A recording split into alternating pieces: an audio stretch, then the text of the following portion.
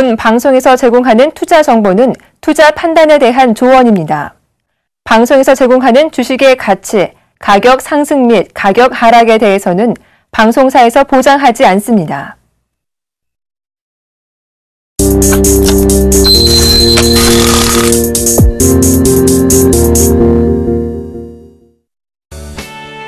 한 발 빠른 시황 분석, 탑다운 시장에서의 모멘텀 발굴 고수, 이동평균선 박스기법과 추세를 탄 실전 매매로 고수익까지, 이 모든 것이 지금 공개됩니다.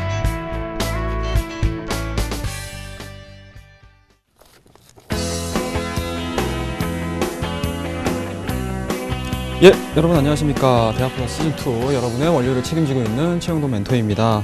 자, 날씨가 많이 추워졌습니다. 자, 오늘 한 주 12월 달에 첫 거래일을 진행을 하시면서 어떻게 보내셨는지 상당히 좀 궁금합니다. 자, 전반적인 시장에 대한 변화 요인들이 다시 한번 우리나라 증시를 이끌고 있다라고 보시면 좋을 것 같습니다. 자, 첫 번째, 여러분들 제가 말씀드리고자 하는 부분들이 어떤 부분인지 기억을 하시겠죠? 유가라는 부분입니다. 그 유가라는 측면에서 보시게 되면은 우리나라의 장점이 될 수도 있고요, 단점이 될 수도 있는 부분들인데, 과연 이러한 부분들이 우리나라 증시에 어떤 영향을 미쳐야 될지, 미칠지 여부들을 한번 좀 오늘 여러분들 꼼꼼하게 좀 챙기시고요. 11월 달, 12월 달, 2014년도 마지막 한 달을 정리를 잘 하실 수 있는 시간 꾸며드리도록 하겠습니다. 자, 일단은요, 전반적인 시장에 대한 얘기들 안 하고 넘어갈 수 없을 것 같습니다. 자, 오늘 뭐 지수를 한번 좀 체크를 좀 하고 넘어갈게요. 1965.22포인트. 마감을 했습니다. 마이너스 0.79% 하락하는 흐름들이죠. 좀 아쉽습니다. 전반적인 해외 증시에 대한 움직임들이 일단은 계속적으로 고점을 갱신을 하는 과정에서 신흥국, 이머징 마켓에 포함되어 있는 우리나라 증시는 이렇다 할 상승 모멘텀들을 찾아나가고 있지 못하다는 점 상당히 좀 아쉽죠. 그와 더불어서 중국 금리의 인하로 인해서 그동안의 악재 요인이 호재로 변동되는 그런 이제 경기 민감주들, 특히 정유주라든지 화학업종이라든지 철강업종에 대한 강세 흐름들 상당 부분 좋았는데요. 유가 암초, 유가 하락이라는 암초로 만나면서 다시 한번 시장의 하방을 좀 이끌어내는 모습들이지 않았나라는 생각이 좀 들 수 있을 것 같습니다. 자, 코스피 차트를 한번 좀 보도록 할게요. 예, 1965.22포인트 마감을 했습니다. 자, 계속적으로 여러분들 제 이 시간을 통해서 추세라는 개념들을 공부를 많이 하셨죠. 자, 바닥에 대한 내용들 어떻습니까? 짜자잔. 자, 하단에 대한 움직임도 한번 볼게요. 자, 그런 측면에서 보시게 되면은요, 저점과 저점을 잇는 과정에서의 이러한 단기적인 추세가 발생을 했습니다. 자, 그리고 지난주 금요일을 통해 가지고 고점을 형성한 이후에 오늘 월요일장 시장 자체가 급락하는 모습들을 좀 보여주고 있죠. 갭을 만들어냈다라는 개념에서 보시게 되면은 상당 부분 좀 안 좋은 흐름일 수도 있겠지만, 기존에 10월달 중순서부터 발생했었던 바닥에 대한 흐름들로 개념을 한번 잡아본다고 하게 되면 추세 하단까지 일단은 1차적으로 밀어냈다라는 모습들 체크를 하시면 될 것 같아요. 자, 오늘 종합주가지수 특징 종목들 한 종목 한 종목씩 좀 체크를 하고 넘어가도록 하겠습니다. 자, 오늘 시장에서 가장 핫했었던 종목 대한항공이라고 보시면 좋겠죠. 대한항공 플러스 5.95 갭으로 떠서 오늘 시장에서 가장 히어로적인 모습들을 보여줬습니다. 그와 더불어서 아시아나항공, 그와 더불어서 한진해운, 한진칼, 그리고 한진해운 홀딩스 상한가 들어가는, 그러니까 쉽게 말씀드려서 유가 하락으로 인해서 수혜를 직접적으로 받을 수 있는 업종에 대한 강세 흐름들이 시장을 이끌었다고 보시면 좋을 것 같습니다. 자, 그렇더라고 하면 피해주들도 분명히 나오겠죠? 피해주들 어떤 종목들일까요? 자, 일단은 화학주들 한번 좀 보도록 하겠습니다. 롯데케미칼 보겠습니다. 마이너스 5.97%의 하락세를 보여줬습니다. 하지만 여기서 여러분들 실망하셔야 될 구간들은 아닌 것 같고요. 오늘 중국의 PMI 지표가 나왔습니다. 예, 시장의 예상치를 하회하는 모습들을 보여주고 있죠. 전월달이 50점 몇인가요? 50.8이었습니다. 그리고 시장의 예상이 50.5를 예측을 했는데 오늘자에 발표한 내용이 50.3을 발표를 했습니다. 그런 측면에서 보시게 되면은요. 자, 여러분들 어떻습니까? 자, 여러분들 어때요? 그런 측면들이 시장에 미칠 수 있는 영향들이 어떻게 될까요? 자, 그동안에 중국 시장이 실질적으로 디플레, 경기 둔화에 대해서 상당 부분 우려감들을 나타내고요. 그러한 부분들을 타개하기 위해서 금리 인하를 전격 단행을 했습니다. 자, 그런 측면에서 보시게 되면 PMI 지표가 하락을 했을 때 우리나라 증시에는 호재로 작용을 할까요? 악재로 작용을 할까요? 저는 개인적으로 중국이 조금 더 강력한 정부 정책을 펼칠 수 있는 근거가 발생되지 않았나라는 생각을 좀 가질 수가 있을 것 같아요. 그런 부분들에서 보시게 되면은 일정 수준 경기 민감주들, 특히 철강주, 화학주, 정유업종들이 일시적으로 빠진다 하더라도 바닥권에서는 충분히 올라갈 수 있다. 앞서서 종합주가지수와 연계를 해서 본다라고 하게 되면 종합주가지수가 지금 현재 단기적인 상승 추세 하단에 위치했을 때 하단을 확인을 하고 튀어오를 수 있는 주도 섹터들은 이러한 경기 민감주들이 다시 한번 활기를 칠 수 있는 가능성들을 좀 열어둘 수 있는 그러한 중국의 경기 지표가 발표를 했다라고 보시면 좋을 것 같아요. 자, 여기서 여러분들, 제가 여러분들에게 뭐 정유주, 화학주, 철강업종 이런 종목들에 대해서는 상당히 긍정적으로 일정 수준 주가가 빠짐에도 불구하고 충분히 올라갈 수 있는 가능성들에 대해서 얘기를 해드리고 있어요. 하지만 여기서 여러분들 많이 매매를 하시고 있는 종목들, 대표적인 종목 뭐죠? 조선업종입니다. 조선업종 같은 경우는 좀 아쉬워요. 자, 대우조선해양 한번 좀 보도록 하겠습니다. 오늘 마이너스 3.63% 하락세를 좀 보여줬고요. 대표적인 종목 삼성중공업도 좀 보도록 하겠습니다. 어떻습니까? 마이너스 2.78. 직전 저점까지 다 깨는 모습들을 보여주고 있습니다. 상당히 기술적인 포인팅으로 봤을 때는 암울할 수밖에 없겠죠. 자, 그와 더불어서 현대중공업 안 볼 수 없겠죠. 바쁩니다 지금. 여러분들 종목들 빨리빨리 볼게요. 자, 현대중공업도 마찬가지로 마이너스 4.05% 하락하는 흐름들을 좀 보여줌으로 인해서 조선업종 같은 경우는 전반적인 약세 흐름들에서 벗어나기가 상당히 좀 힘든 모습들을 보여주고 있습니다. 자, 제가 중국의 금리나 중국의 PMI 지표가 하락함으로 인해서 수혜를 받을 수 있는 업종들, 그러니까 쉽게 얘기해서 반등을 확인을 하면서 올라올 수 있는 구간들에 대해서 고민을 좀 해봤는데 거기서 지금 누락되고 있는 업종이 요 조선업종들이에요. 이 조선업종들입니다. 이 조선업종들 같은 경우는 자, 실질적으로 유가가 하락을 하게 되면 어떻게 될까요? 어떻게 됩니까? 자, 유가 하락이 되게 되면 사실은 우리나라 같은 경우는요 100% 원유를 전량 수입하는 국가입니다. 그런 측면에서 보시게 되면은 득이 될 수도 있고요, 실이 될 수도 있는 구간들이 분명히 있습니다. 하지만 이러한 시각들을 우리나라에서 벗어나서 미국에 대한 내용들, 아니면 유럽에 대한 내용들, 아니면 그리고 해외 플랜트를 꼭 구비를 해야 되는 국가들을 기준으로 해서 보시게 되면은 유가가 급락을 하게 되면 그만큼 뭘까요? 설비 투자에 대한 메리트가 떨어진다라고 보시면 돼요. 그런 측면에서 보시게 되면은 왜 선진국 시장과 이머징 시장이 분리가 되면서 시장이 하락하는지를 이해를 하실 수가 있으실 것 같습니다. 자, 선진 시장은 경기가 너무 좋아요, 지금. 경기가 너무 좋습니다. 그리고 경기 지표에 대한 움직임들도 너무나 좀 좋게 나오고 있는 상황들이기 때문에 이머징 시장에서, 그러니까 쉽게 얘기해서 이머징 시장에 포함되어 있는 우리나라 국가를 기준으로 해서 고민을 좀 해보신다라고 하게 되면은 어떠한 부분들을 고민을 해야 될까요? 어떠한 부분들? 쉽게 말씀드려서 선진국 시장에 대한 설비 투자 자체가 낮아져 버리게 되면 우리같이 중간재능을 생산해내고 있는 국가들 같은 경우는 피해를 입을 수밖에 없다는 점이죠. 쉽게 말씀드려서 그만큼 시장의 변동성이 잔존해 있을 수밖에 없다라고 보시면 좋을 것 같습니다. 그러한 부분들에 있어서 가장 천병 역할을 하는 쪽이 이 조선업종이라고 보시면 돼요. 그런 측면에서 보시게 되면 반등에 대한 세기가 과연 조선업종에서 언제쯤 나올 수 있을지에 대해서는 상당히 다른 업종들에 비해서 불투명해질 수밖에 없다는 점 좀 고민을 좀 해보셔야 될 것 같습니다. 자, 그런 측면에서 보시게 되면은요, 현대중공업, 자, 일단은 좀 보시게 되면은 21선 지지를 받고 있는 상황들입니다. 근데 이러한 부분들에 대한 기술적인 분석들을 좀 봤을 때 추가적인 반등 흐름들을 좀 나올 수 있을지에 대한 여부들은 사실은 지금 수준에서는 개인적으로 예상하기가 상당히 어려운 기간에 있다라고 보시면 좋을 것 같아요. 자, 그렇더라고 되면 일단은 단편적으로 여러분들 어떻습니까? 내수와 관련된 종목군들과, 그죠? 내수와 관련된 종목군들과 그리고 중국에 대한 정부 정책에 대한 기대감들로 인해서 저가 매수가 들어갈 수 있는 경기 민감주들 한번 좀 보셔야 될 것 같고요. 그런 측면에서 보시게 되면 유가 하락으로 인해서 당분간 수혜를 입을 수밖에 없는 종목군들에 대한 움직임들 체크하셔야 될 것 같고요. 그와 더불어서 중국의 PMI 지표가 하락함으로 인해서 어떻습니까?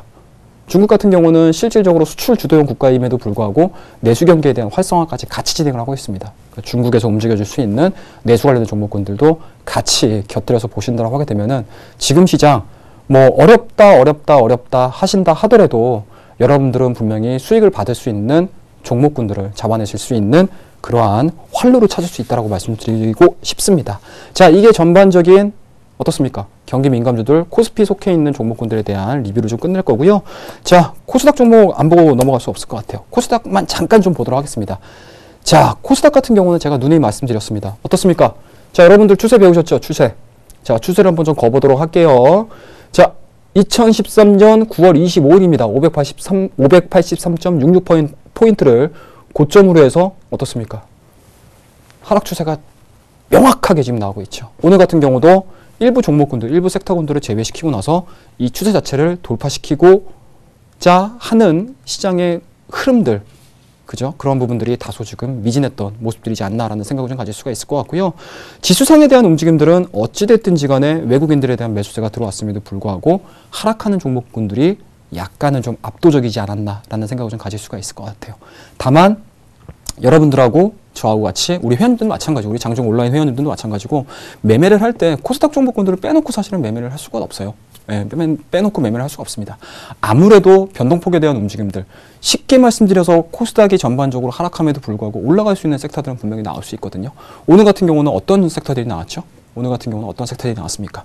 자, 일부 게임주들에 대한 움직임들 나와줬고요. 그와 더불어서 중국 상장주들에 대한 움직임들, 작은 종목군들에 대한 움직임들 상당 부분 좀 나왔다. 그렇다라고 되면 여러분들 그런 섹터들에 의해서 주가의 변동폭들이 상당히 빠르게 진행이 될 수 있습니다. 쉽게 말씀드려서 죽어라 하더라도 살아날 구멍은 발생이 될 수 있습니다. 그런 종목군들의 아침장의 분위기 그리고 전반적으로 시황에 대한 움직임들을 잘 체크를 해보신다고 하게 되면은 코스닥 종목군들도 분명히 좋은 종목들이 나오지 않을까라는 생각이 좀 들고요. 오늘 가장 좀 핫했었던 종목들 한번 좀 보도록 넘어가도록 하겠습니다. 파트론의 종목 안 보고 넘어갈 수 없을 것 같아요. 자, 11,250원 플러스 6.64%로 마감을 하는 모습들이었습니다. 자, 그동안에 제가 휴대폰 부품주들에 대해서 상당 부분 어떻습니까? 굉장히 좋다. 하반기에 들어서 12월 달 들어서 좋아질 수밖에 없는 요소들에 대해서 얘기를 좀 해드렸어요. 자, 과거의 흐름들로 봤을 때 파트론만큼 경쟁적인 기술력을 가지고 경쟁적인 벤더를 기준으로 해가지고 매매를 했었던 회사들이 없었다라고 생각을 합니다. 그런 측면에서 보시게 되면 대장주 역할로서의 파트론의 상승은 상당히 좀 의미가 있지 않나라는 생각이 좀 들어요. 물론 파트론을 제외하고 오늘자의 휴대폰 부품주들은 전반적으로 하락세를 진행을 시켰지만 대장주가 이러한 내년도에 대한 기대감들을 가지고 주가가 올라간다고 하게 되면 하부에 걸려있는 종목군들도 차후에는 올라올 가능성이 상당히 높을 수 있다라는 부분들 고민을 해본다라고 하게 되면 이 파트론이 주고 있는 시장의 무게감은 상당히 좀 의미 있다라고 말씀드리도록 하겠습니다. 자, 이렇게 보시면 될 것 같고요. 자, 이번 주 한 주는요. PMI 지표 잘 보셔야 될 것 같고요. 그리고 EU 쪽에 대한 움직임들 그와 더불어서 미국의 베이직 발표에 대한 움직임들까지도 잘 고민을 해보신다고 하게 되면 추세 여러분들 공부 많이 하셨죠? 그 추세에 대한 개념들 잘 이해를 하셔가지고 종목들 하나하나씩 말씀 좀 드리도록 하겠습니다. 자, AS 안 하고 넘어갈 수 없을 것 같습니다. 자, AS 좀 보고 넘어가도록 하겠습니다. 자, 첫 번째 종목이죠. 원익 IPS. 원익 IPS입니다. 자, 시장이 이렇게 변동성을 가지고 진행함에도 불구하고 원익 IPS 같은 경우는 어떻습니까? 수익은 여러분들한테 많이 못 드리고 있어요. 수익은 여러분들에게 많이 못 드리고 있습니다. 플러스 1.8%의 저희가 수익률을 지금 보유를 하고 있는데 차트상에 대한 움직임들 그리고 현재 진행되고 있는 외인들에 대한 움직임들. 자, 오늘 같은 경우도 시장이 급격하게 무너짐에도 불구하고 외인들이 6만 주 정도가 매수가 들어오고 있습니다. 그와 더불어서 개인 쪽에 대한 움직임들은 계속적인 매도세로 인해서 물량들을 좀 뺏기고 있는 현상들이 좀 눈에 들어오고 있지 않나라는 생각을 좀 가질 수가 있을 것 같아요. 그렇다고 되면 하반기에는 반도체 쪽에 대한 흐름들 한 번쯤 눈여겨볼 만 하겠죠. 그에 따른 대장주 역할을 해줄 수 있는 게 원익 IPS입니다. 원익 IPS. 자, 차트를 한번 보면서 다시 한번 좀 보도록 하겠습니다. 자, 차트로 넘어가서 좀 볼게요. 자, 여러분들 자 보이시죠? 자, 보이십니까? 여러분들 차트가 어떻습니까? 일정 수준의 급락을 보여준 이후에 다시 한번 고점 돌파를 하기 위한 변동폭 자체를 상당 부분 줄여 나가고 있는 상황입니다. 자, 조금 더 연장해서 좀 보도록 할게요. 어떠한 패턴들이 나오고 있는지. 자, 어떻습니까? 물론 정확하게 헤드앤숄더 패턴, 역 헤드앤숄더 패턴에 대한 완성 흐름들이 나오고 있지는 못하지만 물론 응용편으로 좀 넘어가셔야 될 것 같은데요. 자, 그런 측면에서 보시게 되면 정확하게 어떻습니까?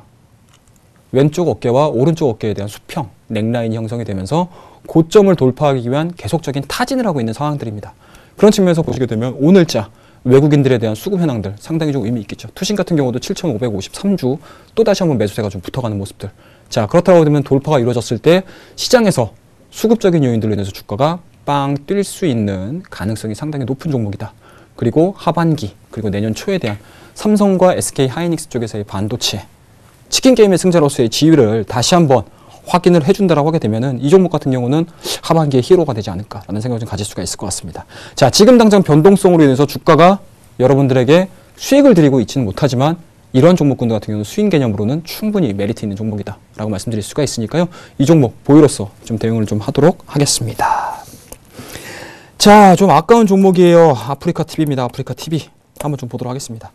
자, 그만큼 시황이 중요하다라는 거예요. 자, 그만큼 시황이 중요하다는 겁니다. 자, 시황이 급락함으로 인해서 주가가 근 2주 만에 주가가 한 7%대 손실로서 지금 손절 처리가 됐는데요. 아무래도 이 평 자체가 이탈을 하게 되면 여러분들하고 저하고는 어떻습니까? 기계적으로 매도를 하고 시장에 대해서 대응을 해야 된다라고 말씀드릴 수가 있을 것 같아요.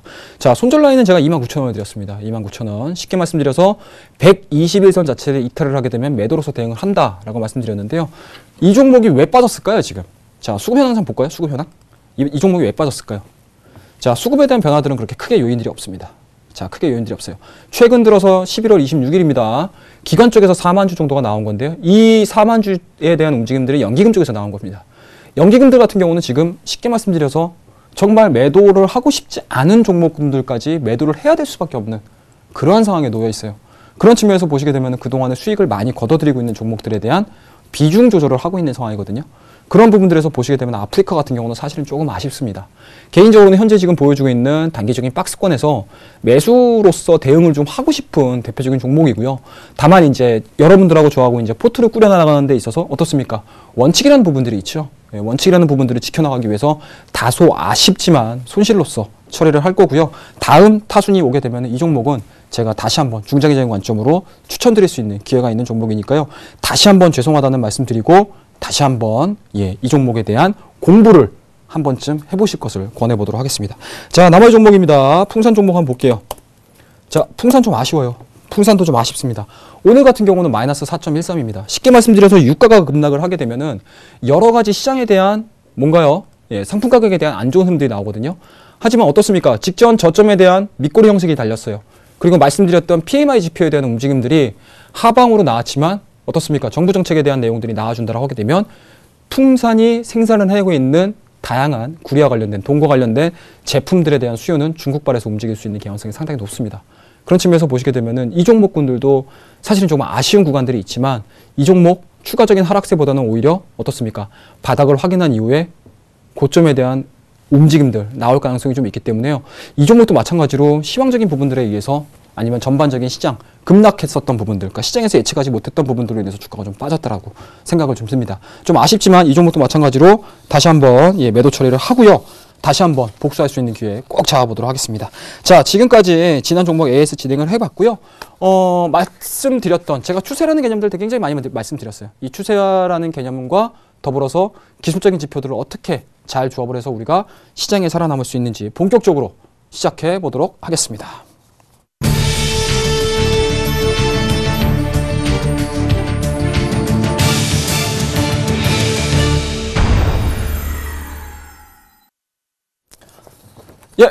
자, 지난 시간 저희가 뭐 배웠나요? 보조지표에 대한 개념 말씀드렸죠. 보조지표에 대한 개념들. 요번에는 이제 본격적으로 들어갈 거예요. 이제 보조지표에 대한 활용편으로 들어갈 텐데, 자, 지난 시간에 뭐뭐 말씀드렸죠? 변동성, 모멘텀, 그리고 또 뭐 말씀드렸나요? 4가지 말씀드렸죠. 변동성, 모멘텀. 또 뭐 말씀드렸습니까? 자, 일단은 이 2가지만을 가지고 여러분들과 제가 한번 이야기해 보도록 하겠습니다. 자, 한번 표지는 됐고요. 이제 다음 표지 한번 넘어가서 좀 보도록 하겠습니다. 자, 변동성, 모멘텀 지표 한번 좀 오늘 볼 텐데요. 자, 변동성하고 모멘텀이라는 개념들 여러분들 잘 보셨죠? 잘 보셨죠?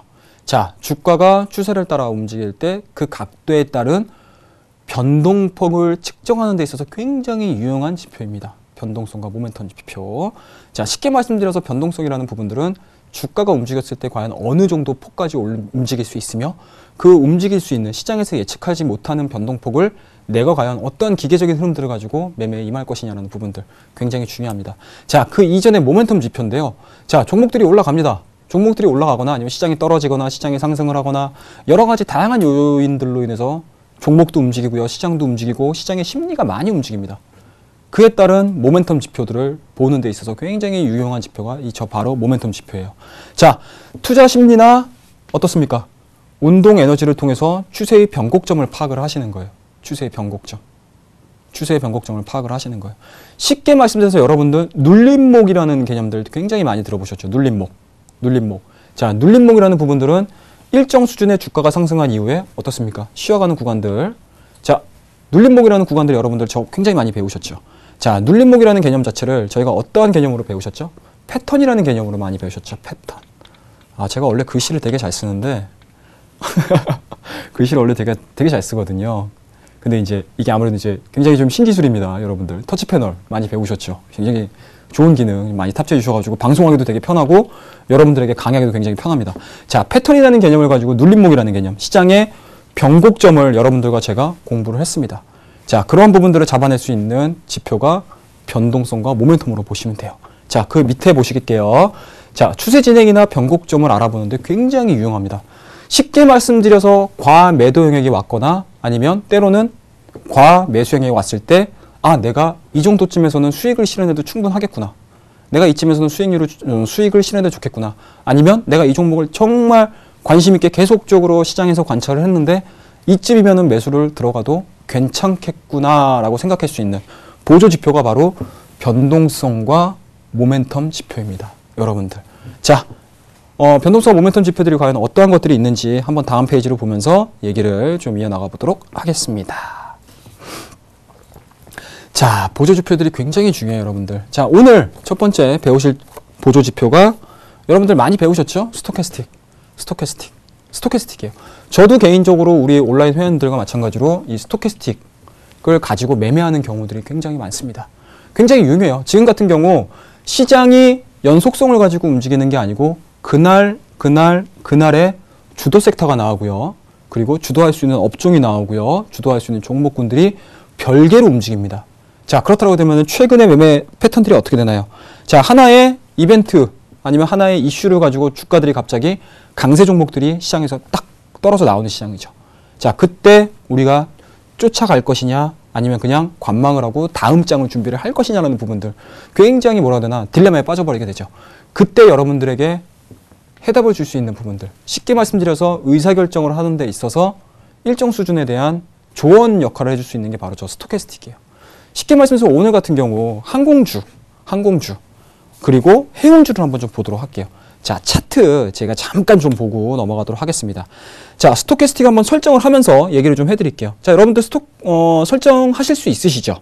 자, 설정을 한번 좀 하고 좀 넘어가도록 할게요. 자, 스토캐스틱 지표 추가를 한번 해볼게요. 여기서 여러분들 어떻습니까? 현재 패드에 축하하고요. 자, 스토캐스틱 종류가 되게 많습니다. 밑에 하단에 보이시나요? 스토캐스틱 패스트가 있고요. 스토캐스틱 슬로우가 있습니다. 자, 여러분들, 자, 여기서 과연 그럼 패스트하고 슬로우를 어떻게 결정을 할 것이냐라는 부분들 여러분들 굉장히 이제 고민에 빠지시는 거죠. 아, 패스트가 좋은 거야, 슬로우가 좋은 거야. 저는 개인적으로 여러분들에게 해드리려고 하는 부분들이 보조지표들을 가공하는 것도 좋아요. 가공하는 거 너무나 좋습니다. 하지만 여러분들이 만약에 초보적인 입장을 가지고 시장에 참여를 하신다라고 하시게 되면은요, 가공하실 수 있는 레벨은 저는 개인적으로는 아니라고 생각을 해요. 쉽게 말씀드려서 HTS 상으로 설정이 돼 있는 스토캐스틱만으로도 충분히 여러분들 시장에 대한 대응들 충분히 가능하다라고 말씀드리고요. 자, 말 그대로 슬로우가 패스트입니다. 자, 슬로우는요, 예, 패스트에 대비해서 슬로우에 대비해서 신호들이 굉장히 빈번하게 나와요. 상당히 빈번하게 나옵니다. 그렇기 때문에 개인 투자자분들 입장에서는 과연 이게 여러분들에게 도움이 될까? 안 될까? 이런 부분들 굉장히 좀 고민이 아닐 수가 없을 것 같아요. 예, 그런 부분들에서 보시게 되면 개인적으로는 패스트적인 움직임들보다 오히려 슬로우 쪽에 여러분들은 설정을 하시고 종목에 대한 흐름들을 한 번쯤 보시면 좋을 것 같아요. 자, 그런 측면에서 보시게 되면은요, 하나 좀 볼게요. 오늘 어떤 거 볼까요? 대한항공? 한번 좀 보고 스토캐스틱이 과연 어떻게 움직였는지. 자, 보시죠. 어떻습니까? 자, 21선을 지지 확인이 되면서 스토캐스틱이 과매도 영역으로 들어와 있는 모습들을 보이시죠? 그런 측면에서 보시게 되면 이 변동성 크기에 대한 움직임들은 스토캐스틱에서 어찌됐든지 간에 보조지표 하나지만 주고 있는 의미 자체는 상당히 좀 크지 않나 이런 생각이 좀 들어요. 그런 측면에서 보시게 되면 스토캐스틱만으로 대한항공은 충분히 올라갈 수 있는 가능성들이 내포돼 있었던 종목이다라고 보시면 좋을 것 같습니다. 자, 한진해운 한번 좀 보도록 하겠습니다. 자, 한진해운 홀딩스 한번 볼까요? 오늘 상한가 들어왔으니까. 자, 어떻습니까? 이 종목도 마찬가지죠. 주가가 횡보하는 가운데 어떻습니까? 스토캐스틱이 최근에 이 횡보 구간에서 바닥권에서의 움직임들이 확인이 되고 있습니다. 그렇다고 되면은 유가 얘기 나오고 주가에 대한 움직임들 굉장히 어떻습니까? 굉장히 보수적으로 아니면 바닥권에서의 움직임들이 굉장히 안정적으로 움직인다고 하게 되면 스토캐스틱만으로 여러분들이 필터링을 했을 때 종목이 한번 좀 잡혔겠죠. 자, 이러한 흐름들 한번 좀 보시면 좋을 것 같아요. 자, 이렇게 스토캐스틱이 보여주고 있는 시장에 대한 변동폭들 그리고 매수 매도에 대한 맥점 자체가 상당 부분 시장과 맞닥뜨려질 수 있는 요인들이 상당히 많이 나오고 있습니다. 그렇기 때문에 스토캐스틱을 사실은 개인 투자자분들이 때로는 다른 기술적인 분석을 하시는, 그러니까 쉽게 얘기해서 이제 테크닉적인 부분들에 대해서 좀 중점을 하시는 분들 같은 경우는 스토캐스틱 같은 경우에 대한 그 뭐라고 해야 될까요? 시장에서의 왜곡 현상들에 대해서 상당히 조금 고민할 수 있는 부분들이 좀 있는데, 그러한 부분들은 사실은 어느 정도의 일정 수준 시장에 대한 속성을 이해를 하시고 적용을 하시는 분들에 대한 한한 부분들이고요. 만약에 이 스토캐스틱에 대한 전반적인 활용도를 좀 높여보신다라고 하시게 되면 이러한 부분들은 관가하면 좀 큰일 날 수 있는 부분들이 좀 있다라고 말씀드릴 수 있을 것 같아요. 자, 역사부터 좀 보도록 하겠습니다. 자, 1950년대 말입니다. 조지 C. 레인 박사에 의해서 개발된 지표예요. 쉽게 말씀드려서요, 여러분들 제가 왜 HTS상에서 그냥 그대로 설정을 하셔도 문제 없습니다. 아직까지는 그렇게 크게 문제 없습니다. 만약에 내가 이 지표를 가지고 매매를 하는 데 있어서 이렇게 수정을 해봤더니 더 잘 맞더라. 아니면 때론 변수들에 대한 변동 요인들을 줘봤더니 나하고 딱 맞더라. 내 생체 주기, 내 바이오 리듬과 딱 맞더라. 라고 생각이 들게 되면 그때서 변경을 하시고 나에게 맞는 지표로 변경을 하셔도 좋아요. 근데 하지만 이 스토캐스틱에 대한 뭐라 될까요? 스토캐스틱에 대한 아직까지 이해도가 좀 떨어지신다고 하게 되면 개인적으로는 현재 HT상에서 그대로 나와 있는, 쉽게 말씀드려서 근 몇 년인가요? 1950년대입니다. 1950년대. 지금 2014년도예요. 60년이 지났습니다. 60년 동안 시장에서 이러한 지표 설정을 가지고 매매를 해왔다는 얘기죠. 쉽게 말씀드려서 뭐죠? 구간이 명관입니다. 구간이 명관. 구간이 명관이라는 측면에서 보시게 되면 이 종목의 이 지표들에 대한 이해도가 좀 높아지기 전까지는 실질적으로 HT상에서 모든 이가 많이들 사용을 하고 있는 변수들을 가지고 매매를 하셔도 그렇게 크게 무리가 없다는 부분들 말씀 좀 드리고 싶어요. 자, 가격이 상승 중일 때는요, 지금서부터는 좀 속성이에요. 스토캐스틱이 가지고 있는 속성입니다. 자, 가격이 상승 중일 때는요, 가격 변동폭이 윗부분에서 형성되는 경향들이 상당히 강합니다. 쉽게 말씀드려서 여기서 오류에 빠질 수가 있어요. 주가는 계속적으로 올라가거든요. 주가 자체는 계속적으로 올라갑니다. 그죠? 그런데 스토캐스틱은 어떻습니까? 내가 매수를 하려고 하는데 과매도 영역까지 내려오질 않아요. 과매도 영역까지 내려오지 않습니다. 쉽게 말씀드려서 추세가 진행이 돼버리잖아. 주가가 상승을 해버리게 되면 이 스토캐스틱 자체도 마찬가지로 상방에서 계속적으로 움직여버리게 됩니다. 상방에서 움직여버리게 돼요. 그런 측면에서 보시게 되면은 나는 과매도 영역에서 교과서적으로 매매를 했을 때 과매도 영역에서 매수를 하고 싶다라고 하시는 분들 같은 경우는 기회가 안 나오죠. 이런 부분들에 대한 오류가 좀 있습니다. 그런 측면에서 보시게 되면 전반적으로 이 지표들, 기술적인 지표들 다 마찬가지예요. 스토캐스틱뿐만 아니고 전반적인 기술적인 지표들이 다 마찬가지입니다. 여러분들, 시장에 대한 주가가 우선이에요. 시장에 대한 주가 추세가 우선입니다. 그런 부분들에 대한 응용력들을 좀 키워보시도록 하겠습니다. 자, 밑에 한번 좀 보도록 할게요. 시장이 하락 추세일 경우 변동폭의 일부분에서 형성되는 경우들이 있습니다. 자, 이건 어떤가요? 앞서 말씀드린 가격이 상승하고는 반대되는 개념입니다. 쉽게 말씀드려서 주가가 하락으로 진행이 됩니다. 하락으로 진행이 돼요. 그럼 스토캐스틱은 실질적으로 하락세가 진행이 되는 과정에서 스토캐스틱 같은 경우도 마찬가지로 과매수 영역까지 형성되기보다는 주가에 대한 언저리, 쉽게 말씀드려서 영선을 기준으로 해가지고 스토캐스틱이 형성되는 경우들이 상당히 많습니다. 쉽게 말씀드려서 스토캐스틱을 가지고서도 추세 매매를 같이 진행을 해볼 수 있다는 얘기인 것 같아요. 자, 하나도 안 보이시죠? 자, 다음 페이지 한번 넘어가면서 얘기를 좀 하도록 하겠습니다. 자, 보조지표의 활용, 스토캐스틱 편입니다. 자, 스토캐스틱을 보시게 되면 %K와 %D가 있습니다. 자, %K를 기준으로 해가지고, %K를 기준으로 해가지고 여러분들 매매를 하셔야 되는데요. 자, %K는요, 시장 가격의 최근 변동폭과 종가와의 관계입니다. 쉽게 말씀드려서 %K가 종가와 멀어지게 될수록 과매수 영역에 도달할 수 있는 가능성이 상당히 높다고 보시면 됩니다. 자, %K 같은 경우는요, 최근 5일과 20일 전의 기간의 의미를 합니다. 쉽게 얘기해서 평균 나누시는 거예요. 평균 나누는 겁니다. 자, 여러분들 제가 이거 공식 말씀 안 드려요. 여러분들 공식 하나도 필요 없습니다. 이 %K와 %D를 만들어내는 공식 자체는 이해를 안 하셔도 돼요. 하지만 여기서 진행되고 있는 기간에 대한 의미들은 이해를 좀 하셔야 될 것 같습니다. 자, %K는 5일과 20일 선에 대한 기간을 평균을 냈다라는 개념으로 보시면 됩니다. 자, 일반적으로 5일을 기본값으로 사용을 합니다. 쉽게 말씀드려서 슬로우가 5일입니다. 그러니까 최적으로 여러분들, 개인 투자자분들이 매매를 하는, 그러니까 교과서적인 스윙 투자가 아니고 여러분들의 패턴의 리듬에 대한 스윙 개념으로 봤을 때 일주일 개념으로 변동성이 심하게 나타날 수 있다는 얘기죠. 나는 이 5일 너무 짧아 라고 하시는 분들은 기간은 그때 가서 좀 늘리셔도 돼요. 자, %D입니다. %D는 %K의 값을 한 번 더 이동 평균한 값이에요. 한 번 더 이동 평균한 값입니다. 그런 측면에서 보시게 되면은 D는 %K보다 조금 더 느리겠죠.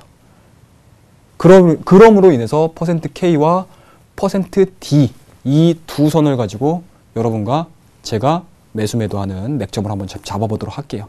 자, 이렇게 해서 스토캐스틱에 대한 원리 그리고 기본적인 내용들을 좀 넘어가도록 하겠습니다. 자, 다음 페이지 한번 좀 넘어가서 보도록 하겠습니다. 자, 본격적으로 활용법이에요. 본격적으로 활용법. 자, 스토캐스틱의 파동의 성질을 가지고 있으므로 고점과 저점의 추세가 굉장히 중요합니다. 쉽게 말씀드려서 여러분들 스토캐스틱을 배워보신 분들 같은 경우는 어떻습니까? 자, 0선을 기준으로 해서 뭐 70이 됐든 80이 됐든 상관없습니다. 고점 영역이 오게 되면 매도. 자, 20이 돼도 40이, 30이 돼도 상관없습니다. 저점 구간에 와 있으면 매수. 이렇게 지금 많이들 바뀌시는데 사실은 이거는 교과서적으로 굉장히 어떻습니까? 종목들이 너무나 많이 나와요. 종목이 너무나 많이 나옵니다. 이런 식으로 매매를 해버리시게 되면 종목이 너무 많이 나와버리게 돼요.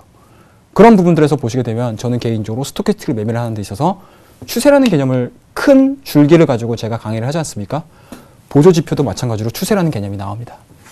쉽게 말씀드려서 스토캐스틱이 이러한 고점, 이러한 저점이 잡혀버리게 되면 하락 추세로서의 진행이 나올 가능성이 상당히 높고요. 바닥권에서 최바닥과 어떻습니까? 중간 바닥이 나오면서 추세를 만들어내는 경우들이 상당히 많이 나와요. 그런 측면에서 보시게 되면 고점과 저점의 추세 형성되는 구간들은 제가 예제를 통해서 이따 말씀드릴게요. 자, 현재 가격의 위치가 어느 정도 시점에 도달해 있는지 수치를 표시합니다. 말씀드렸죠? 80과 70 이상으로 도달이 되게 되면 과매수 영역입니다. 쉽게 얘기해서 매수세가 너무 많아요. 그럼 일정 수준 차익성 매물들이 나올 수 있겠죠. 그리고 앞서 말씀드렸던 30 또는 20 아래에 위치해 있다라고 하게 되면 어떻습니까? 과매도 영역입니다. 쉽게 말씀드려서 시장의 비이성적인 판단으로 인해서 매도세가 너무 과했다는 얘기죠. 그럼 기술적인 반등이 됐든 어떻습니까? 주가에 대한 바닥을 확인을 하고 올라가든 이러한 부분들에 대한 포인트들이 나올 수 있다는 부분들, 요거 부분들 고민을 하셔야 될 것 같고요. 앞서 그리고 저희가 %K와 %D 많이 배우셨죠. 교차하는 매매 되게 중요해요. 교차하는 매매 되게 중요합니다.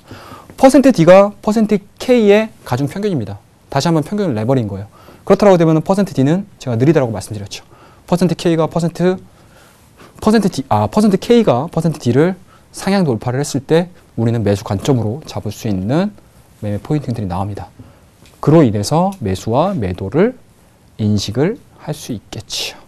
자, 밑에 마지막입니다. 자, 다이버전시를 통해서 시장의 변화 요인들을 찾을 수 있어요.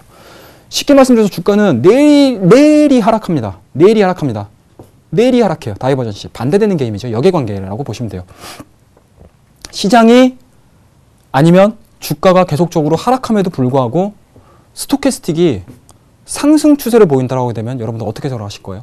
여러분들 어떻게 해석을 하실 수 있으실 것 같습니까?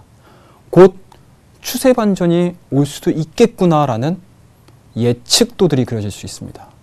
그런 부분들에서 보시게 되면 주가가 하락함에도 불구하고 스토캐스틱의 우상향에 대한 모습들 체크를 해보시게 되면 이 다이버전시라는 부분들을 이해를 하실 수 있지 않을까라는 생각이 좀 들어요. 다양한 매매 타이밍 해석이 가능한 대표적인 지표예요. 자, 다음 지표 다음 페이지 한번 보면서 진행을 해보도록 하겠습니다. 자, 요거는 제가 말씀드렸던 거예요, 여러분들. 자, %K 70 또는 80 이상이면 과매수 구간입니다. 매도 신호로 간주를 한다는 얘기겠죠? 예. 자, %K가 30% 이하 또는 20% 이하이면 과매도 구간입니다. 이거는 뭐 기계적인 부분들이니까 여러분들 암기를 좀 하셨으면 좋겠어요. 암기. 그냥 누가 툭 치면은 따다닥 바로 대답할 수 있게끔. 따다닥 대답할 수 있게끔. 자, 그 이후에 대한 움직임들은 제가 하나하나씩 차트들을 보면서 보조지표를 통해서 어떻게 매매를 하고 어떠한 추세들을 가지고 임할 수 있는지 한번 좀 보도록 하겠습니다. 자, 이렇게 해서 보조지표에 대한 내용들은 거의 다 끝났고요. 자, 다음 페이지 한번 보면서 우리가 예제를 통해서 한번 제가 어떠한 내용들, 어떠한 부분들을 가지고 활용하는지 한번 좀 보여드리도록 하겠습니다. 예, 오늘 날씨가 많이 춥습니다. 지금 목이 좀 또 다시 한번 또 칼칼해지는데 이 칼칼해지는 것도 이겨내고 방송 또 이어가도록 하겠습니다.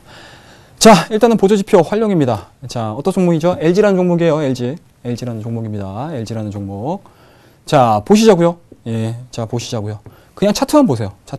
그냥 차트만 보세요. 이 주가가 오늘 빠졌든지 뭐 올랐든지 상관없습니다. 차트만 보십시오. 그리고 스토캐스틱이 보여주고 있는 신호들을 한번 좀 보시자고요. 자, 일정 수준 어떻습니까? 2014년도 초반을 기점으로 해서 주가가 나왔죠. 저점이 찍혔습니다. 그 이전에 대한 움직임을 한번 볼게요. 어떻습니까? 주가가 횡보되는 구간들이 나오죠. 여기서 매수 되게 많이 들어가셨을 거예요. 개인 투자자분들. 작년도 12월 달. LG가 어떻습니까? 빵 뛸 거라고 예상을 하고 들어가는 경우들이 상당히 좀 많아요. 자, 그런 부분들에서 보시게 되면 스토캐스틱에 대한 움직임을 한번 볼게요. 스토캐스틱에 대한 움직임을 한번 보실 텐데요. 자, 오케이. 예. 여기 고점 발생했죠. 자, 주가가 박스권으로 진행이 되고 있습니다. 그럼에도 불구하고 스토캐스틱은 고점 형성이 되고 있어요. 그렇다면 어떻게 될까요? 스토캐스틱은 고점이 다다르게 되면 빠지게 돼 있습니다. 빠지게 돼 있어요. 어떤 수준에 대한 움직임들이 나오든지 간에 빠지게 돼 있습니다. 왜? 주가에 대한 변동폭이기 때문에 횡보를 해버리게 되면 어떻습니까? 평균 자체가 그만큼 줄어들어 버리게 되죠. 줄어들어 버리게 됩니다. 그런 부분들에서 보시게 되면 하루씩 밀어내기 형식으로 가기 때문에 스토캐스틱에 대한 주가 흐름들은 빠질 수밖에 없어요. 자, 그런 부분들에서 보시게 되면 스토캐스틱이 빠져버립니다. 이미 신고를 내버리죠. 신저가 발생을 합니다. 주가가 빠집니다. 자, 일정 수준 다시 반등이 나오지만 어떻습니까? 스토캐스틱의 직전 고점에 대한 움직임들이 전혀 나오지 못해요. 전혀 나오지 못합니다. 그런 부분들에서 보시게 되면 스토캐스틱은 어떻습니까? 하박에 대한 움직임들이 나온다고 보시면 될 것 같아요. 자, 빠질 만큼 빠졌어. 주가가 그만큼 빠질 만큼 빠졌습니다. 자, 일정 수준의 정점을 만들어냈어요. 이 정점을 만들어내는 과정에서 어떻습니까? 과매도 형으로 들어가 버리죠. 자, 그렇다고 되면은 주가의 바닥, 다시 한번 스토캐스틱의 바닥이 나오는 구간들이 나와요. 바닥이 나오는 구간들이 나옵니다. 그런 측면에서 보시게 되면은 이 종목 같은 경우는 우리가 최바닥을 잡으려고 하는 매매는 아니잖아요. 그죠? 여러분들 바닥을 잡으실 수는 있습니다. 하지만 바닥을 잡고자 매매를 하시면 안 돼요. 분명히 우리는 올라가실 수 있는 가능성들을 한번 좀 보면서 진행을 좀 할 거예요. 자, 여기서 바닥이 형성이 되고요. 다시 한번 주가가 올라가기 시작을 합니다. 자, 이 구간들 여러분들 매매 안 하셔도 돼요. 매매 안 하셔도 됩니다. 뭐 확실한 모멘텀들이 발생을 했으면 따라 붙으시는 것도 나쁘진 않지만 내가 스스로가 시청자분 스스로가 안정적인 매매를 하고 싶다라고 하시게 되면 이 구간에서 굳이 따라 들어가시기보다는 첫 번째, 두 번째 바닥을 확인하시는 게 제가 여러분들에게 도움이 되실 수 있지 않을까라는 생각이 좀 들어요. 자, 일단은 일정 수준 추세가 만들어지기 시작을 해요, 주가가. 근데 여기서 보셔야 될 게 있어요. 어떻습니까? 바닥 형성했죠? 올라가죠? 주가가 빠짐에도 불구하고 어떻습니까? 주가가 빠짐에도 불구하고 어떻습니까? 추세를 만들어내요. 추세를 만들어냅니다. 다시 주가가 올라가기 시작을 하죠. 이때서부터는 이 지표가 사실은 의미가 없어져 버려요. 이 지표가 의미가 없어져 버립니다. 주가는 추세대로 움직입니다. 다시 한번 주가가 쭉 올라갔다가 빠지기 시작을 하죠. 빠지기 시작을 합니다. 여기서 스토캐스틱 다시 해볼게요. 어떻습니까? 바닥을 만들어내고 주고 우리가 기계적으로 그어놨던 추세 하단에 부딪혀 버립니다. 거기서 우리는 스토캐스틱에 대한 저점 형성이 이루어지는 것을 확인할 수 있겠죠. 여기서 바로 매수가 들어가 버리는 거예요. 이 자리에서 매수가 들어가 버리는 겁니다. 그러면 주가는 끊임없이 올라가게 되어 있습니다. 어떠한 요소가 됐든지 간에 어떠한 이벤트가 됐든지 간에 주가는 끊임없이 올라가 버리게 됩니다. 그죠? 이게 매매의 끝이에요, 여러분들. 스토캐스틱 하나만을 가지고 여러분들하고 저하고 추세 매매와 스토캐스틱을 가지고 매매하는 팁이에요, 이게. 팁입니다. 굉장히 간단하죠. 굉장히 간단하죠. 근데 일부 시청자분들께서 아니면 때로는 이렇게 의문이 드실 수가 있어요. 야, 스토캐스틱 하나만 가지고 매매할 수 있겠어? 라고 생각하시는 분들 계시겠지만 이러한 부분들은 저하고 같이 매매를 해보시게 되면 아마 여러분들 분명히 몸에 체득이 될 가능성이 상당히 높습니다. 이런 종목들 시장에 상당히 많습니다. 자, 그리고 앞으로도 보조지표에 대해서 제가 얘기를 많이 해드릴 텐데 스토캐스틱가 또 하나의 플러스 알파의 보조지표가 접목이 된다고 하게 되면 현재 지금 LG만을 가지고 설명드렸던 이 구간들이 조금 더 명확하게 나오는 내용들이 나오실 수가 있어요. 이거는 조급하게 생각하지 마시고요. 이번 시간을 통해서 매주 월요일마다 대박 플러스를 통해서 저와 같이 공부를 해보시면 좋을 것 같아요. 자, 여기서 보시게 되면 마지막으로 한번 좀 보도록 하겠습니다. 자, 주가가 다시 빠져요. 끊임없이 빠지기 시작합니다. 빠지는 거 중요하지 않아요. 자, 우리 추세 배우셨죠? 자, 비이성적인 구간에서의 상승이 나옵니다. 이 구간은 여러분들 수익을 못 내셔도 돼요. 수익을 내가 못 취하셔도 됩니다. 왜? 우리는 기계적으로 매매를 하는 입장에서 추세 상단 쪽에서의 돌파 흐름들은 뭐다? 올라가주면 좋고 실질적으로 여기서 수익이 안 나게 되면 어떻게 된다? 주가는 다시 빠져버리게 됩니다. 그러한 속성들을 봤을 때 우리는 이 구간에서는 무조건 수익 실현을 해야 되겠죠. 물론 새로운 모멘텀들이 나오면서 레벨업이 되는 경우도 있겠지만 LG라는 그룹의 전반적인 흐름들을 봤을 때 레벨업 될 수 있는 환경들은 맞춰지지 않았다는 얘기죠. 그렇다고 되면 주가는 일정 수준 비이성적인 움직임을 보여준 이후에 다시 한번 추세대로 내려오게 돼 있습니다. 급락을 하죠, 주가가. 자, 여러분들 배우셨죠? 추세. 우리 추세 만들어냈던 이 라인 자체를 하락 이탈을 하게 되면 매도로서 대응하는 거. 기계적으로 매도를 합니다. 자, 매도하고, 자, 그 다음에 주가가 일정 수준 바닥을 만들어낸 것들을 확인을 하셔야 돼요. 여기서 어떻게 되죠? 급락하는 시점에서 스토캐스틱 보세요. 자, 그 다음에 주가가 횡보하는 구간에서의 스토캐스틱 보세요. 스토캐스틱 보세요. 어떻습니까? 하락 추세가 만들어지죠. 주가는 하락하는 과정에서 스토캐스틱의 상승 추세가 만들어지는 이러한 기술적인 분석들이 나와버립니다. 이게 바로 스토캐스틱의 상승 추세와 하락 추세를 여러분들과 저야 한 번씩들 고민을 해보셔야 되는 구간들이 아닌가라는 생각이 좀 들어요. 자, 이 종목을 제가 단순하게 LG라는 종목을 가지고 여러분과 같이 검토를 해봤지만요. 이러한 종목군들 많고요. 너무나 많습니다. 제가 이따가 다시 말씀 좀 드리도록 하겠습니다. 자, 다음 차트를 한번 보면서 우리 레제 좀 마무리 좀 짓도록 하겠습니다. 자, 오늘 컴투스 되게 좋았어요. 오늘도 컴투스. 오늘 컴투스 종가가 어떻게 됐나요? 저 게임빌만 봤지 컴투스는 잘 안 봤거든요. 자, 마이너스 오늘 마이너스 0.07이지만 뭐 단기적인 쌍바닥 만들어냈고 뭐 120에서 지켜줬기 때문에 뭐 상당히 좀 좋은 의미로 마감이 됐지만 어찌됐든 오늘자의 움직임들은 배제시켜놓고 얘기를 해보시자고요. 자, 어떻습니까? 자, 주가가 어떻습니까? 이거는 제가 말씀을 드리려고 하는 거예요. 예, 주가가 횡보가 되죠. 끊임없이 횡보가 됩니다. 자, 지겹죠, 여러분들. 여기서부터 여기까지. 이 종목을 사놨어요. 좋다 해가지고 샀는데 주가가 안 움직여. 와, 이제 답답하죠, 이제 여러분들. 주가가 답답할 거예요. 자, 하지만 제가 말씀드렸죠, 여러분들. 주가가 횡보하는 종목군들 되게 잘 보셔야 된다고. 굉장히 잘 보셔야 됩니다. 주가가 횡보를 하게 되면 그 기간에 준하는 상승 흐름들이 나올 수 있는 개연성이 상당히 높습니다. 상당히 높습니다. 그런 부분들에서 보시게 되면은 컴투스와 게임빌이 보여주고 있는 이런 횡보 구간들은 상당히 기술적으로 의미가 있다고 보시면 좋을 것 같고요. 계속적으로 단기 이평선들에 대한 밀집 구간들, 중장기 이평과 단기 이평에 어떻습니까? 확정적인 부분들이 나왔을 때 주가의 상승폭들은 굉장히 많이 나올 수 있습니다. 자, 여기서 볼 수 있는 부분들이 뭐냐면 주가가 상승을 해요. 근데 우리가 따라잡아야 될 구간들이 나오질 않아요. 자, 우리 국가가 따라잡아야 될 수 있는 구간들이 나오질 않습니다. 자, 여러분들 제가 아까 말씀드렸죠. 주가가 일정 수준 상승을 하게 되면 스토캐스틱은 상방에서 만들어지는 구간들이 상당히 많이 나올 수 있다는 거. 바로 이 구간입니다.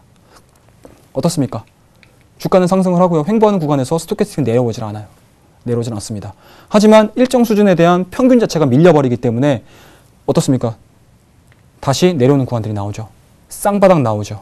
여기서 장대 양봉 다시 한번 올라가는 흐름들이 나와요. 쉽게 말씀드려서 여러분들 스토캐스틱을 가지고 매매를 하시는 데 있어서 타이밍을 잡는 데는 굉장히 유용한 지표입니다. 굉장히 유용한 지표예요. 물론 여러분들과 제가 손이 맞아가지고 손발이 맞아서 경험치들을 조금 더 키워보셔야 되는 구간들도 있겠지만 이러한 단편적인 스토캐스틱에 대한 해석들만을 가지고도 여러분들이 오늘 밤에 제 이 강의가 끝나고 이 차후에 우리 서울경제 뭐 증권 프로그램들 상당히 좋은 프로그램들 많지 않습니까? 그런 부분들 다 시청하시고 나서 종목들을 공부를 해보실 때 아까 최영동 멘토가 이러한 지표들, 이러한 패턴들 아니면 이러한 흐름들을 가지고 이러한 포인트들을 가지고 얘기를 했었구나라는 부분들 잘 기억을 하셔가지고 공부를 한번 해보시면 좋을 것 같아요. 자, 여기서 보시면 좋을 것 같습니다. 자, 여기서 일정 수준 빠져요. 주가가 올라갔다가 빠지기 시작을 합니다. 여기서 고민하지 마세요, 여러분들. 자, 밑에 스토캐스틱을 보겠습니다. 앞서 말씀드렸죠, 여러분들. 이게 바로 다이버전시예요. 이게 바로 다이버전스입니다. 주가가 쭉 빠져요. 스토캐스틱이 빠지기 시작을 합니다. 주가는 계속 빠지죠. 스토캐스틱 빠지죠. 어떻습니까? 여기서 보여주고 있는 단기 쌍바닥이 나와버리기 시작을 하죠. 단기 쌍바닥. 하지만 주가는 어떻습니까? 외바닥이 나오죠. 거의 외바닥에 준하는 흐름들이 나오기 시작을 합니다. 이런 부분들에서 보시게 되면 스토캐스틱은 주가에 대한 반등 흐름들을 미리미리 알려줄 수 있는 프론티어적인 그러한 이제 경계 보조지표라고 보시면 좋을 것 같아요. 자, 이렇게 해서 저하고 같이 보조지표 스토캐스틱만을 가지고 한번 종목을 한번 살펴봤습니다. 살펴봤어요. 그런 부분들에서 보시게 되면 어떻습니까, 여러분들? 스토캐스틱을 단편적으로 시장에서 너무 많이 알려졌다라고 그냥 간과하실 수 있을 만한 보조지표라고 생각하지는 않아요. 분명히 스토캐스틱 하나만을 가지고 매매를 하시기에는 아직까지는 부족한 면이 있지만 단발성으로 움직이는 종목군들에 있어서는 아직까지는 뭐라고 해야 될까요? 기술적인 지표상 굉장히 비중을 줄 수 있는 그런 대표적인 종목이지 않을까라는 생각을 가질 수가 있을 것 같습니다. 자, 이렇게 해서 오늘 보조지표의 활용, 스토캐스틱 편을 제가 마감을 좀 하고요. 오늘 추천주. 자, 최근에 시장의 변동성, 시장이 로테이션 장세가 진행이 됨으로 인해서 우리 포트폴리오가 상당히 조금 많이 좀 미진한 부분들이 있습니다. 그런 부분들을 좀 타개하기 위해서 오늘 한 종목 정도 좀 가지고 나와봤습니다. 자, 오늘 종목은 MK 트렌드입니다. 한번 좀 보도록 하겠습니다. MK 트렌드. 자, 오늘 시장이 전반적으로 하락함에도 불구하고 1.47% 마감을 했습니다. 날씨가 굉장히 급격하게 추워졌죠. 예, 오늘 영업무역, 한세실업, 한섬. 그러니까 쉽게 얘기해서 그동안의 차익성 매물들로 인해서 의료업종이 많이 하락을 했습니다. 하지만 어떻습니까? 최근에 변동성 요인들, 쉽게 얘기해서 유가 하락으로 인해서 경기 민감주들이 아직까지는 갈피를 못 잡고 있는 상황입니다. 물론 반등에 대한 기대치는 있지만 실질적으로 이게 하루 이틀 만의 상승으로 해결이 될 문제는 아니라고 생각을 해요. 그런 측면에서 보시게 되면 시장의 수급은 뭐다? 내수주로 역전환될 수 있는 가능성이 상당히 높다라고 말씀 좀 드릴 수가 있을 것 같습니다. 그와 더불어서 중국의 PMI 지표 어떻습니까? 상당히 안 좋게 나왔죠. 그렇다고 되면 중국 정책은 상당 부분 정책 드라이브가 강력하게 걸릴 수 있다. 가능성이 상당히 높다라고 하게 되면 중국의 직접적인 투자를 집행을 하고 내수 시장에 진입해 있는 이러한 내수 관련된 종목군들이 시장에서 화두가 될 개연성이 상당히 높다라고 보시면 좋을 것 같습니다. 자, 그렇다고 되면 차트 한 번씩 좀 보면서 좀 진행을 좀 해볼 텐데요. 자, 어떻습니까? 121선에 딱 걸려있는 상황이죠. 그리고 스토캐스틱 어떻죠? 주가는 빠짐에도 불구하고 횡보되고요. 주가 자체는 빠지고 있는 과정이었고요. 최근 들어서 횡보되는 모습들을 좀 보여주고 있습니다. 자, 스토캐스틱 한번 볼게요. 스토캐스틱 어떻습니까? 직전에 이미 바닥에 대한 신호를 내보내주고 있죠. 그와 더불어서 다시 한번 상승에 대한 가능성들, 물론 50선까지는 올라왔죠. 이런 부분들로 인해서 주가의 다이버전시가 좀 나오지 않았나라는 생각을 좀 가질 수가 있을 것 같아요. 자, 우리 자료 화면 한번 좀 보면서 진행을 좀 해보도록 하겠습니다. 자, MK 트렌드입니다. 이 연예인 이름을 제가 잘 몰라요. 제가 잘 모르는데 아마 아시는 분들은 아실 거예요. 송지효 맞나요? 송지효 맞습니다. 예, 멍지효라고 보통 얘기를 하죠. 자, 최근에 중국 시장 런닝맨에 대한 인기가 상당히 높습니다. 자, 여러분들 하나의 의류 업체들이 아니면 하나의 기업들이 이미지 광고를 하는 데 있어서 그 나라에서 조금 뭐라 될까요? 여러분들에게 널리 알려져 있는 모델들이 기용하는 경우가 상당히 많습니다. 자, 런닝맨이 동남아, 아시아 시장에 있어서 상당히 호응도를 많이 얻고 있는 대표적인 예능 프로라고 보시면 될 것 같아요. 자, 그 대표적인 예능 프로의 단독 여성 출연자입니다. 자, 별로 중요한 거 아니에요, 여러분들. 깊게 듣지 마세요. 자, NBA입니다, NBA. 자, NBA. 이 NBA에 대한 브랜드 사용권을 이 MK 트렌드가 이미 사가지고 전개를 하고 있습니다. 멀티 스트리트 캐주얼이라고 해서 뭔지 모르겠어요. 그냥 스트리트 캐주얼이라고 합니다. 자, 메인 타겟은 17세에서 25세, 그리고 서브 타겟은 10대 중반에서 30대 초반입니다. 자, 우리나라 같은 경우는 아직까지 NBA에 대한 열기가 좀 식은 편이 좀 있어요. 왜냐면 야구 같은 경우라든지 이런 부분들은 우리나라 국내 선수들이 메이저 리그라든지 이런 타 리그에 가서 굉장히 좀 많은 활약을 하고 이런 부분들에 대해서 국내 국내 스포츠 이제 팬들 같은 경우는 상당히 많이 좋아하죠. 근데 그런 부분에서 보시게 되면 우리나라에서의 NBA 저변 인구는 아직까지는 과거에 한참 전이죠. 슬램덩크 유행했을 때 그때 흐름들보다는 조금 많이 좀 줄어든 감이 좀 있습니다. 하지만 중국은 야오밍이라는 걸출한 스타가 있는 국가입니다. 그런 부분들에서 보시게 되면 NBA에 굉장히 노출이 많이 될 수 있는 구간들이에요. 자, 이런 부분들에 대한 MK 트렌드의 브랜드 가치를 보시면 될 것 같고요. 자, 이거 같은 경우는 MK 트렌드에 대한 수익이에요. 수익입니다. 수익. 어떻습니까? 최근 들어서 이제 중국에 대한 내수 진작이거든요. 내수 진작이에요. 10년도, 11년도, 12년도, 13년도 할 것 없이 계속적으로 중국 정부는 내수에 대한 내용들을 가지고 우리나라 증시와는 상당히 많이 틀리죠. 내수 진작을 계획적으로 굉장히 많이 진행을 시키고 있습니다. 그리고 구매할 수 있는 구매력 자체도 상당히 높아지고 있는 상황이에요. 그런 측면에서 보시게 되면 13년도, 14년도, 15년도 할 것 없이 계속적인 내수 활성화 정책을 인해서 내수 성장에 대한 가능성도 상당히 높아지고 있습니다. 그런 측면에서 보시게 되면 그 천병 역할을 의료업종들이 담당을 하겠죠. 예. 그런 부분들에서 보시게 되면 MK 트렌드 최근의 주가 하락은 단기적인 매수 관점으로 접근해 볼 수 있지 않을까 이런 생각을 좀 가질 수가 있을 것 같아요. 자, 다음 PPT 한번 보도록 하겠습니다. MK 트렌드의 영업이익률이에요. 영업이익률입니다. 자, 물론 예상치예요. 물론 예상치입니다. 자, 최근 들어서 11년도 상당히 높았죠. 상당히 높았습니다. 건 한 8%대의 영업이익률을 보여줬습니다. 하지만 12년도, 13년도 우리나라 내수시장, 우리나라 의료업종에 대한 수요 자체가 상당히 약했습니다. 하지만 MK 트렌드는 MBA라는 걸출한 브랜드를 통해서 해외 진출을 진행을 시키고 있습니다. 그럼으로 인해서 작년도 대비해서 영업이익률에 대한 정상화 과정이 나오고 있고요. 그와 더불어서 매출액에 대한 증가 현상들이 나오고 있습니다. 자, MK 트렌드가 NBA 매장을 중국 시장에서 그렇게 많이 런칭을 못했어요. 한 9개 정도밖에 되지는 않습니다. 하지만 내년도에는 조금 더 매장에 대한 확보 영역들 상당히 많이 나올 수 있는 가능성이 좀 있기 때문에 15년도 충분히 기대할 만한 가치가 있다. 그리고 현재 시장에서 우리와 제가 여러분들과 함께 매매할 수 있는 대표적인 종목이 될 수 있다라고 말씀 좀 드릴 수가 있을 것 같습니다. 자, 이렇게 해서 매매 전략을 좀 말씀 드리도록 하겠습니다. 자, 여러분들, 자, 간단하죠? 예, 120원 걸쳐 있습니다. 매수 들어가셔야 되겠죠. 120에서 이탈하기 전까지는 일단은 홀딩 전략으로서 제가 좀 대응을 좀 해드리도록 할게요. 자, 그렇다고 하게 되면 오늘 종가상이라고 할 수 있는 13,850원 매수가로서 제가 대응을 좀 한번 해보겠다라고 말씀드릴 수가 있을 것 같고요. 단기적인 목표가는요. 자, 일단은 21선까지 하게 되면 10% 정도 수익률이거든요. 사실 20%가 뭐 만약에 간당간당 하신다라고 하게 되면은 개인적으로는 뭐 16,000원대까지의 상승 흐름들까지 좀 나올 수 있는 가능성이 좀 있지 않을까라는 말씀을 드릴 수가 있기 때문에요. 단기적인 목표가는 가격적인 부분들로 접근을 하겠습니다. 16,000원 제시해드리고요.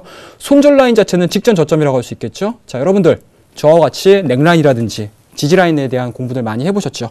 그렇다고 되면은 120에서 이탈을 하게 되면은 너무 짧은 내용들로 접근을 하기 때문에 직전 저점 넥라인이라고 할 수 있는 12,500원 제시해드리면서 오늘 대박 플러스 시즌2 월요일 최영동 멘토의 추천주는 MK 트렌드였습니다.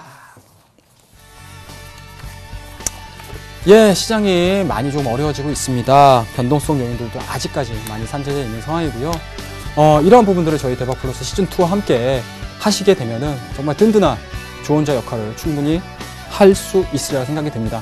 자, 오늘 하루 고생하셨고요. 내일도 정말 끝없는 수익과 함께 내일 하루 잘 진행하시기 바라겠습니다. 자, 지금까지 월요일 대박 플러스 최영동 멘토였습니다.